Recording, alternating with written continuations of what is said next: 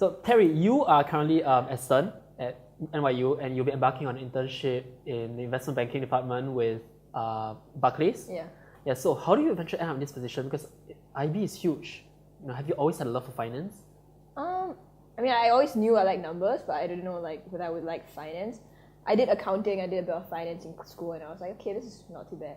I've done an internship in investment banking before, and I got that internship because I was like, oh, let me just.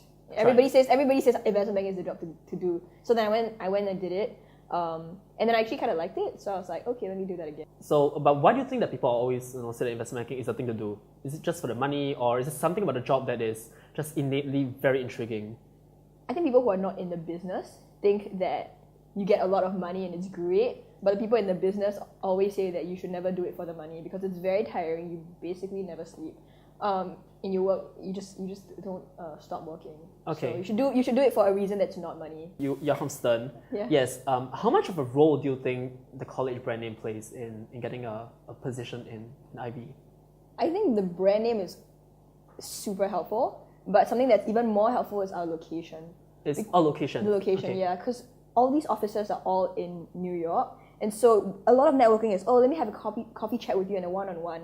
And it's very convenient if you just take a subway up as compared to like a flight or a bus down to New York to do all of these things. Or, as long as you get FaceTime as compared to like a phone call if you're somewhere else. Mm-hmm. So I think that both brand name and the location were very helpful. So Teri, can you tell us more about how life was like in college? What kind of stuff did you do? And do you feel that the things you did eventually contribute to you landing a position in IB?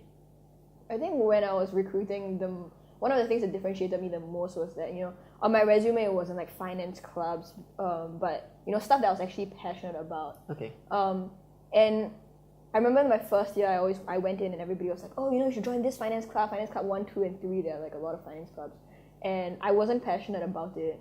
So I ended up doing something that I really liked. And then during interviews, people actually asked me about those instead of like my other like finance experience and stuff. Because I feel like finance experience and your knowledge, that is a given, right? So, but what's different about you is, if you do something like marketing or like, your environmental science passion on the side or philosophy, all these other things are the things that they're actually going to talk to you about and not your finance because you have to know all that anyway.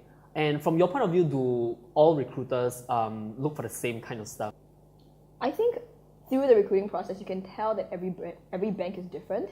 When I first started, I was like, oh yeah, like bank 1 and bank 2 are like the same, look for the same stuff. But they actually are different. And I think what's very important is for you to network with people and talk to them, make sure that these people that you could be potentially working with, you like these people and they like you back because you're going to spend like 100 hours a week. So Teri, can you tell us more about, the whole process of recruiting, of interviewing, the assessment centers? How stressful was it? Do you enjoy the process? Yeah, actually, a lot of people don't enjoy the process, but I do because I can't stop talking and I always have to talk about myself. Good tell. And then, so I think recruiting starts with networking, and so like my school will organize these like huge networking sessions, and it's like hundreds of people trying to like hunt down these like 4 or 5 analysts in the room, and they get swamped, right? So it's like one person to like 20 something people around, and everybody asks the same question, so you need to like differentiate yourself, I guess. So I'll always go in there and I'll like introduce myself first, and then you take like 5 minutes and then you step back. And so like that's how networking is, and that's what you do for about 2 months. And then it comes the resume drop. And then I think within about 5 days, you get your interview results. And then over break, you prepare, you study really hard because they'll ask you like really hard questions sometimes. Okay. I got lucky. I didn't get hard questions. What kinds of hard questions? Sometimes they'll give you like this, they say, okay, so this company A has these like financials, company B has these financials, is this like a good deal? Would you do it? How would you structure it? But those are the hard ones that I never got.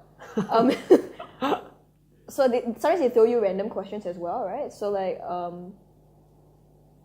typically they'll ask you, okay, how do you value a company, right? And then for traders, they'll ask you, oh, what is the price of like this like gold, for example? What do you think of it? So actually, one of my interviewers asked me, what's the price of gold and what do you think of it? And I was like, well, okay, I'm not doing trading, so I wasn't prepared for that, right? Yes. And I was like, I don't know.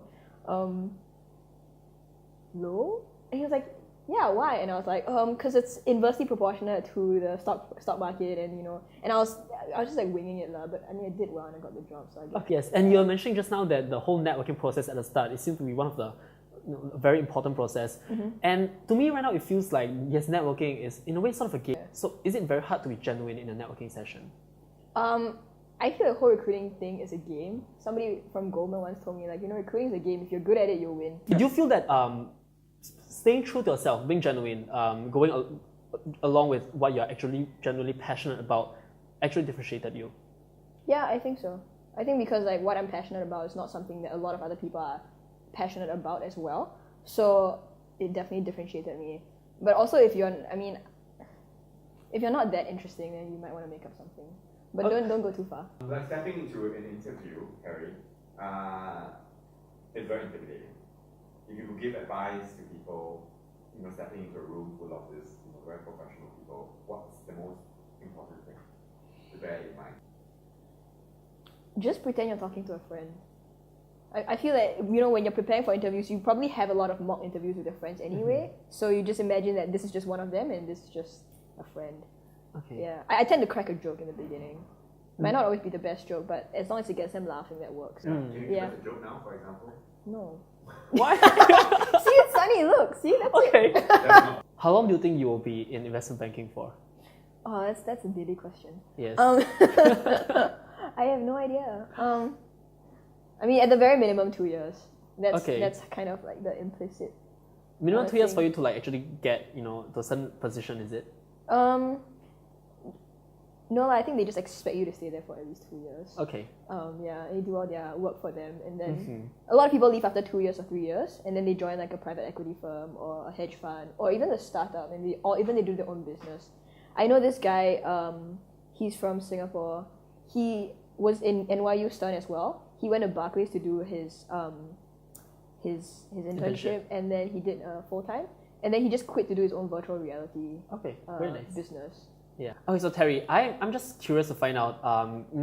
For us coming from an Asian background, most of us slightly more reserved, and when we throw ourselves into the world of finance, especially in the US, it's full of people. I mean, Caucasians and all. White people. White people. Have you ever felt out of place, and like how do you manage that?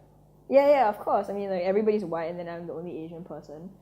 Okay, that's obviously an exaggeration. But yes. I think one tip that I would say is, just be gung-ho, don't be scared. And I think for us Singaporeans, if you talk about your Singaporeanness, like that helps, because everybody be like, oh, Singapore, and be like, yeah, have you been there? And then like if they've traveled enough, they'd be like, yeah, and then you can start talking about, oh, what food did you like? And you bring the conversation away from the recruiting stuff, and then they say, hey, you know what, I like this person, and then that's all they need to hire you. They not that they don't care about your finance stuff, but you probably should have a decent GPA and decent finance skills anyway. So yeah, if they like you, then that's it. But how was your first ever networking experience like? Oh, walking into a room full of people in suits and... It was horrible. I talked to the wrong people. I talked to everybody who was not an investment banker. I talked to people from trading, from asset management, everybody I didn't need to talk to. I wasted an entire 2 hours. Okay. And like my friend said, if you don't leave with a name card, you failed that 2 hours. You wasted did you leave hours. with a name card? No, I left with all the wrong name cards. So that was my first wrong session, right? Yeah. Yeah. Okay, so don't wait. Yeah, don't wait. Just go for it. Go for the kill. Talk, get a name card, introduce real quick. If they're interested in you, they are. If they're not, just leave. Don't waste your time. Yeah. Good advice. There's probably somebody else who's more interested in you than whoever you're talking to right now. Good advice for dating. Download OkCupid.